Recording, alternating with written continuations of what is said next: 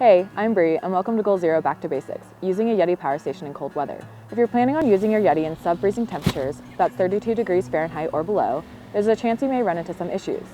In these conditions, the Yeti will stop accepting an input charge, and if they're even colder, around -4 degrees Fahrenheit, they'll stop outputting power. A quick way for you to tell if your Yeti is too cold is by the display. It will flash cold and show this thermometer icon when the battery cell temp reaches 0 degrees while discharging. The display will stop flashing this icon when the Yeti warms up to 34 degrees, but will flash cold when charging until it reaches about 37 degrees. One way to keep your Yeti working in cold temperatures is to store the power station in an insulated area. The extra layer of insulation and the natural heat created by the Yeti during use or while charging will help keep your product working well in those frigid temperatures. If you're looking for ways to do this, contact our customer support team. As always, try to keep your Yeti charge topped off at all times.